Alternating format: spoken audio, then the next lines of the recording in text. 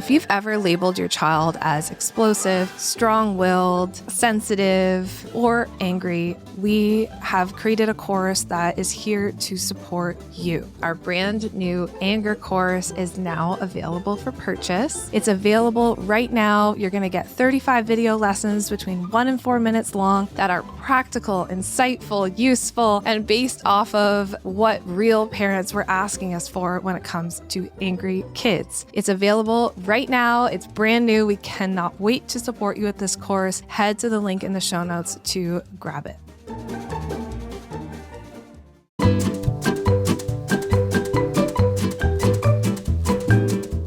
Welcome to Robot Unicorn, hosted by my parents, Jess and Scott. I hope you enjoyed the episode. All right, Jess, welcome back. We're wearing the same clothes as last week. Interesting. Oh, wow. I wonder how that Fascinating. happened. So last week, we discussed punitive discipline measures or punishments, like physical punishment, spanking, pinching, flicking, smacking, whatever, all that.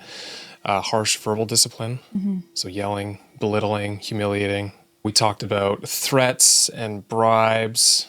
We actually didn't talk too much about rewards. We should have, but Yeah, that could maybe be a future episode. we can talk about that different time. But today we want to talk specifically about timeouts and the claims that they are evidence-based, which on its face is actually true. I will say, after having looked through a bunch of peer-reviewed articles and studies that have been done, timeouts are actually considered to be evidence-based and are used in a lot of evidence-based parenting methodologies. Yeah, like positive parenting. There's positive parenting program, the Incredible Years, parent-child interaction therapy. So it is known to be evidence-based in those specific programs. And we're talking about evidence-based. We're talking about evidence-based to reduce challenging behavior. Yeah, Okay. correct. That's important to note. What I want to ask you about is why you steer clear of timeouts in general. Because the claim, and I mean, people have asked you this, like you mentioned in the previous episode, people are asking you if it's evidence-based and you provide evidence-based practices for parenting, why would you not then say that timeouts are okay? Well, I mean, I have a lot of reasons. And so, yeah, I just want to touch on that too. It's like, I know that timeouts have been taught for many years as an evidence-based method to reduce behavior. And that's why I wanted to clarify, to reduce behavior. And so for me, in my approach as a developmentalist, I'm looking at two things. I talked about that in the last episode. So I'm looking at the evidence on discipline, right? And so the evidence on discipline shows authoritative discipline, which is high warmth, high structure, is the best type of discipline for the long-term outcomes for kids. And many people would say that there is a place for timeouts inside of that structured piece. But I also look from a child development lens. And I look, as a developmentalist, what I'm looking at is this appropriate from a child development standpoint? And what does this do to the relationship between the parent and the child? So that's not just looking at behavior. That's looking like the big picture all over the relationship. The history of timeouts, what we need to understand is, for a long time, spankings were the thing that was taught, right? How to change behavior. We spank our children, or we inflict physical pain in order to punish them to change behavior. Yeah, that way they know that behavior is wrong. And if you do that behavior again, you'll hurt. You will hurt. And that we talked about last week's episode. Listen to that if you have questions about spanking. So timeouts were introduced as a way to help parents get off spanking. A lot of parents were spanking their kids. Psychologists were starting to see, and the evidence is starting to show, that spanking is not the most effective way to change behavior. In fact, it has a lot of really negative outcomes. And so these psychologists, or people who had been teaching spanking for so many years, had to change their tune because the research was showing us that that was not effective anymore. Timeouts came in as a great alternative for parents that didn't involve physical punishment and helped a child, take a break essentially from the behavior that they were doing, think about what they've done, and then re-enter the situation in the hopes that they will learn their lesson because they've been taken away from the thing that's really positive that they're enjoying to do. They have to sit alone for a couple of minutes, think about what they've done, and hopefully they stop doing that behavior, right? And there is evidence to show that if children do that, they take a break, by themselves for X amount of minutes, and they come back, over time, they learn that that behavior is not okay because there's that punishment there, right? Or that removal of the positive stimuli that they have, the positive reinforcement. Yeah, which a lot of the research says that, but if I remember Psychology 101 that I took in university, removing a positive reinforcement is like saying negative punishment. You're removing something positive, therefore it's, in psychological terms, a negative punishment. So it's still a punishment. Yeah, timeouts are a punishment. It's important. So because of that, a lot of psychologists, psychotherapists, a lot of doctors started teaching timeouts because we wanted to get parents away from spanking, which makes total sense. And there's evidence to suggest that some behavioral change can happen, right? And that's where it started entering into all of these programs. So that's the history on timeouts. Now, there's some flaws, and this is why I don't teach timeouts and I don't promote them. One of the flaws of timeouts is that in even this evidence, and maybe you have the definition there, everything it says is when it's used properly, it can change behavior. But like so much research says, parents don't use it properly the majority of the time, right? So parents hear the words, timeouts are effective for changing behavior. So they tell themselves, oh, perfect. So when my child's misbehaving, I can just send them to their room on their own to cry. Or I can sit them on the stairs for however long I want them to sit there. Or I can yell at them from across the room, go to timeout, stop hitting your brother. And what's happened is it's just become a way of parenting, and parents don't really even know what the effective way to use it is. It's just blanket, I'm using a timeout. So that's the first thing. And not even close to the only problem that I have with it, but that's the first big problem I have is definitions, right? And it's very loose when it comes to timeout. Like every parent I talk to pretty much has a different definition as to what a timeout is. And in my own opinion, I'm not basing this on like a study that I've seen recently. In my own opinion, if you're using a timeout, like let's say our daughter is having a really hard time, she's crying, she's mad, she keeps hitting her sister with a toy. And I'm like, hey, let's go to your room, let's take a timeout together, and let's just calm down before we re-enter the living room. And I've done that recently. And together, we'll go to her room, maybe we'll read some books or we'll do something to kind of just regulate the nervous system. And then we come back downstairs again and she's feeling refreshed and less dysregulated and we're good to go. So I use it in that way. I'd say based on the research that I was finding, and I will say your comments from before about parents don't use it correctly, that's 100% the case. All the research I could find was saying that it's effective under very strict protocols and done never as a punishment, never like it's only when the child's calm, only when it's incredibly strict, the protocols you should be using for it to be considered effective. Yes. Yeah, so the time in, yes, that is correct.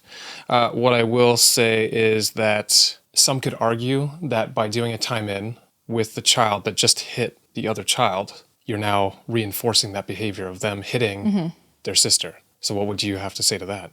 This is when we get to specifics again. Like it so depends on the situation. Like why is my child hitting their sister? Are they hitting them because they're so dysregulated and exhausted and they haven't had a snack after school?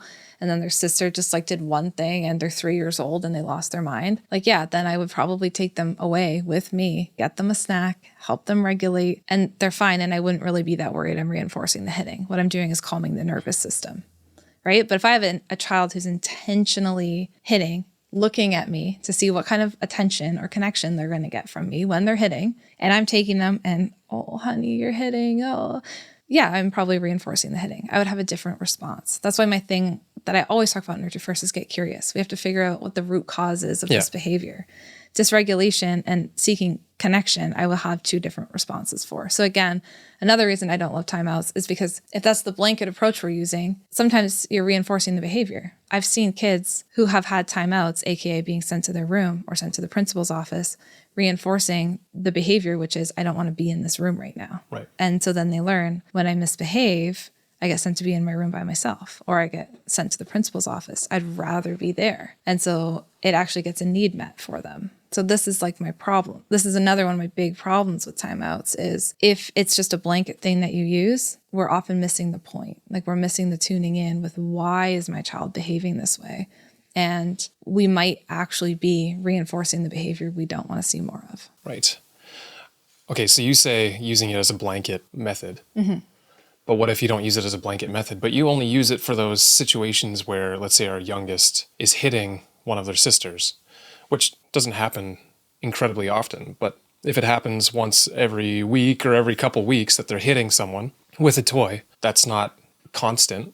So is that a problem to use it then? So again, a problem and is developmentally appropriate, two different questions. Okay, so in the evidence, like you were saying, in the evidence-based timeouts, it's very clear the definitions. One of the clear definitions in evidence-based timeouts is the child is calm. Okay, how often do you have a child hitting who is also calm? Like in my opinion, very rare that a child's just hitting and regulated at the same time. So to the idea of putting a hitting 3-year-old into timeout by themselves is just not developmentally appropriate because... Well, based on what I'm reading, they don't necessarily have to be, or what I read, they don't necessarily have to be calm. Okay. Sitting in their timeout. The technical definition is, and I think this is a behavioral definition, but timeout from positive reinforcement. And it removes a child from parental attention and enjoyable stimuli at the same time. So you are ignoring them, they're sitting, and they're just trying to calm down. And then once they're calm, which again, it's not used as like in the heat of the moment. You're not angry and saying you're in timeout and you're incredibly angry. You're supposed to be, as a parent, incredibly boring about the whole thing. You're bringing them to their step. You're saying, okay, you have to sit here and I just want you to calm down. And when you're calm, come join and play with us again. And then you just leave them. You're not trying to punish them. You're not trying to, I mean, technically the term means timeout. From positive reinforcement means timeout, negative punishment. Yeah. But that's so I thing. get the logic behind it. Like I totally get it. And I can see how for some kids, maybe that can be effective and just like the little break that they need. And I think for some kids, they're engaged. Like if we think about behavior, they're engaging in this behavior because they're dysregulated. There's too much going on and maybe they just need a break. And in that way, in my own head, I would phrase that as a break. Like, hey, hon, you need a little break. Why don't we sit on the step for a sec? I'm right here. Let's say I'm like tending to the baby. I'm right here. But why don't you just sit on the step for a sec, have a break. Let's take some deep breaths before you go back in. Yep. That's how I would phrase it. I wouldn't phrase it as timeout because I think the word has so much baggage to it that as soon as you say timeout, there's certain things like we're thinking, sending the kid to the room alone who's crying and screaming, don't come out until you stop crying. Okay, so then here's where I bring in the child development piece. You think about a toddler's brain, how do they learn how to regulate their emotions with a regulated caregiver? The problem I have with timeouts the majority of the time is that, again, we are using a child's attachment to us and closeness to us against them. Yep. Like they love us so much that they want to behave. So we say, I'll withdraw my love until you behave. And I don't think that's healthy. And I don't think that's what we want to teach our kids long term. Like I think the withdrawing love and affection from a child in order to get them to act the way that you want in any other relationship would be toxic. It's still a manipulative way of getting someone to do if what I you did want. that to you, that would be considered me being toxic towards you. But to our kids, somehow that's okay. And that's my big problem with timeouts. And because we know, like, again, there's new research. There's more research out there. Now we understand child development better than we ever have before. So a way of looking at parenting that was very behavioral in nature. Now we have more data on child development. And so we have to consider that. Just how when spanking was talked about, we had to consider timeouts because we knew that there was a better option. Now, in my opinion, sure, timeouts are okay. They're there. Like, not okay, but timeouts are there. They're an option. And we have more data on child development and how kids' brains work.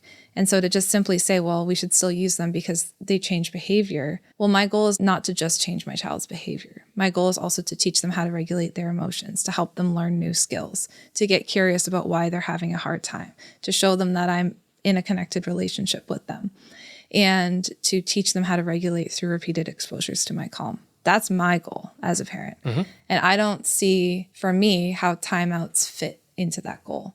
And then also, I see a child doesn't have the ability to think logically or reasonably when they're upset and dysregulated.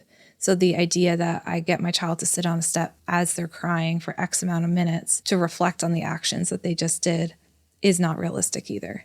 And in a nutshell, TED Talk, those are my kind of key reasons why I don't promote timeouts.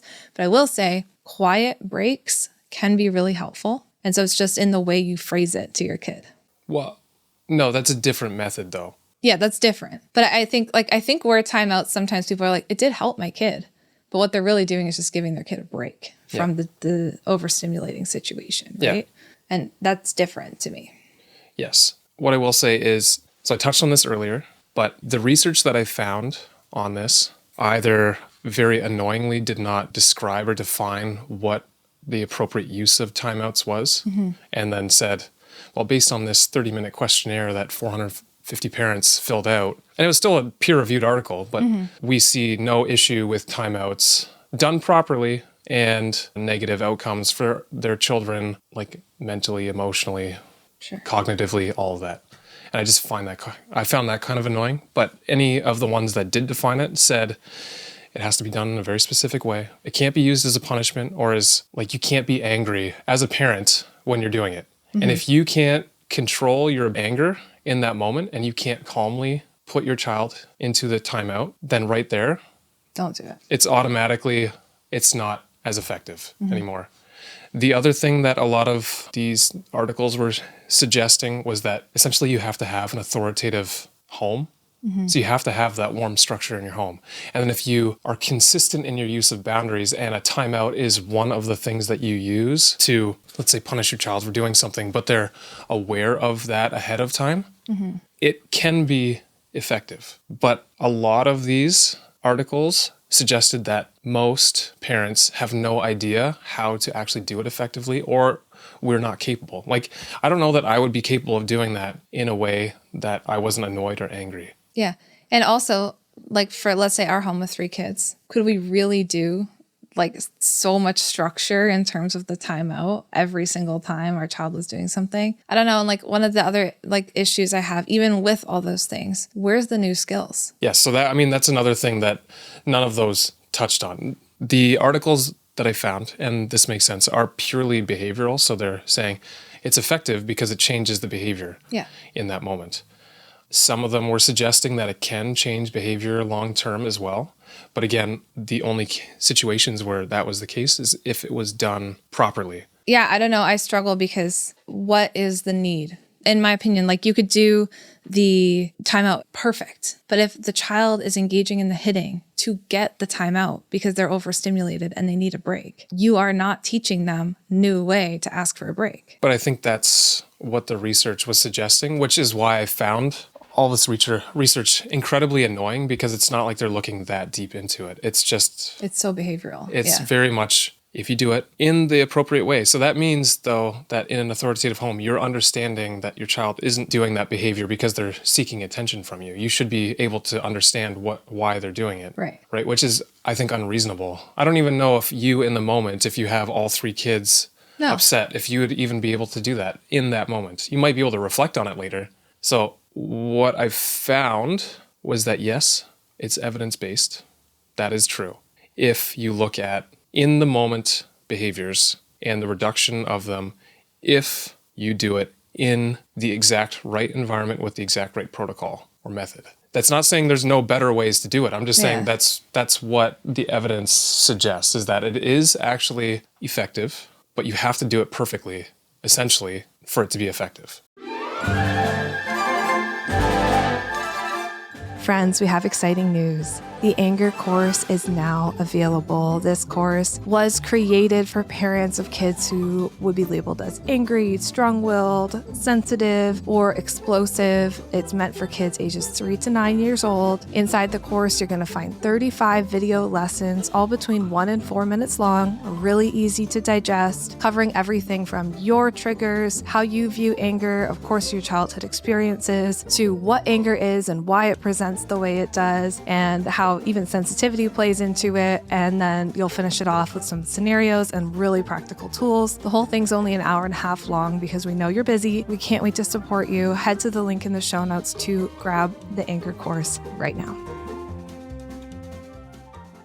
Here's a question or pushback I have for you. So if it's effective, let's say, in changing hitting, okay, so the child stops hitting, but they still have that same need. So then they start kicking. What I'm wondering is if the goal is to not teach a new skill, right? That's my goal in discipline with my kids, our kids, is to show them what to do. This is supposed to be used with like the positive parenting method. With all the other So it's supposed to be used with everything else. If you use it with everything else, and again, that's why I'm saying it has to be done in the perfect environment for it to be truly effective.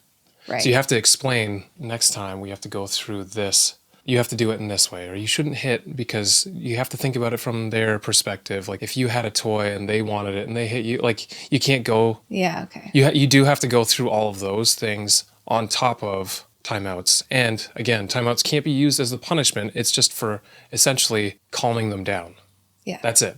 Right. And you're ignoring them. You're just letting them sit on their own just to calm down. Which I guess maybe some kids have the skills to do. Yeah, right. But you also would need to tune in with your child and see if your child can actually do that on their own and not be adding minutes to the timeout timer because they're not calming themselves down. Right. That's a skill that they don't have. Again, all of this that's the problem I had with any of the research I found. And maybe if you're listening and you know of better research, I went through, I don't know how many different articles. I think in preparation for this one, the last one, I had 70 articles that I went through. I honestly, again, was trying to find a way to debate you on this. But what I found was the studies were designed in such specific environments to study such specific behaviors that it's hard for me to say, yes, this makes sense to use everywhere all the time. Like it's almost like saying this worked on lab rats, so therefore it works on every single animal that exists.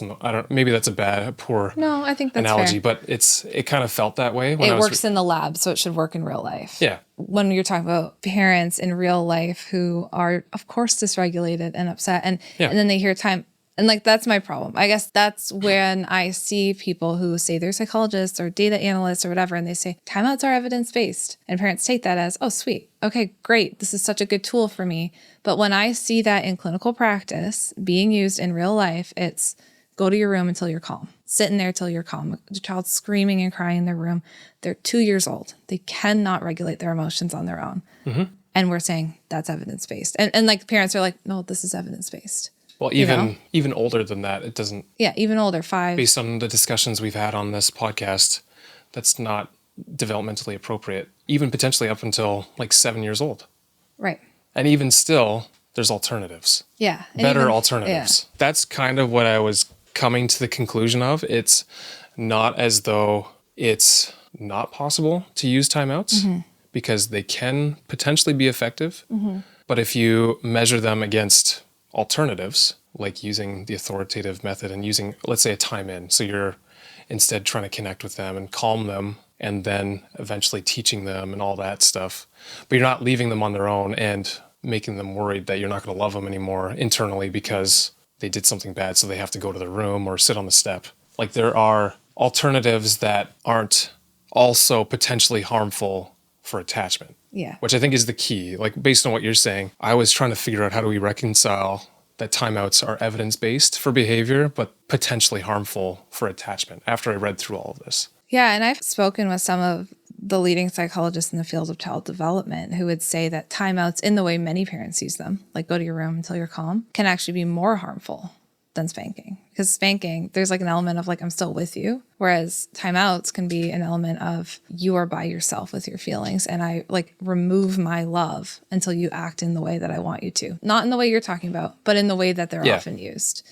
And that confuses me a little bit. That is hard for me to... Emotionally. Yeah, emotionally. Emotionally. More difficult because let's say that is every time you misbehave, your parent just sends you to be by yourself, right? Or every time you don't act as like in this perfect way, your parent sends you to be by yourself. What message does that give you long term, right? Right. It's like the revoking of just even my physical self from you until you behave the way I want you to. And I think you and I and our goal in just parenting and everything we teach on this podcast is not to raise perfect angels who feel so afraid of us that that's why they behave, right? We want them to behave because of that right relationship, not because of fear of our response or because they're worried we'll revoke our love from them. And that's like the greater, like that's not the evidence-based timeouts or whatever, but that's just what we see and how it's actually used in real life. And this is where I have such an issue with people just saying blanket statements. It's evidence-based and it won't ruin attachment without... You have to talk about all of the pieces of it in order to have like a robust discussion on it. Yeah. And the articles that I found on it being evidence-based, so it working and also not ruining attachment, the methodology of like that parents need to use in order to use them correctly, the barrier is so high that to me, it seems like it's just a better idea to say no to timeouts in general, because there are alternatives, and timeouts, like, yes, they are evidence-based for a specific outcome under specific conditions of implementation, and yeah, maybe there's some trade-offs with development, but that is unclear to me. based on everything I was able to find. Yeah. So at the end of the day, would you feel comfortable using timeouts with any of our kids? No. I mean, at this point, no. And I mean, there might be some inherent bias because you've been talking to me about a lot of this stuff for years, but I was truthfully trying to kind of prove you wrong when I was going through the research, because I was like, maybe there is some legitimacy to it. You can't have a full discussion without actually leaning into this and fully reading the research and trying to prove me wrong. I think it's important that you do that. So I'm glad you did. Yeah, and I read some different articles like written by people that are well known in the field, and they just asked a couple questions or a few questions, and they followed the do no harm principle. Mm-hmm. So some of them were asking, rather than asking, does timeouts or this discipline method work to stop the behavior? So rather than asking that, the better questions are, is this safe for long-term development? And are there less harmful alternatives?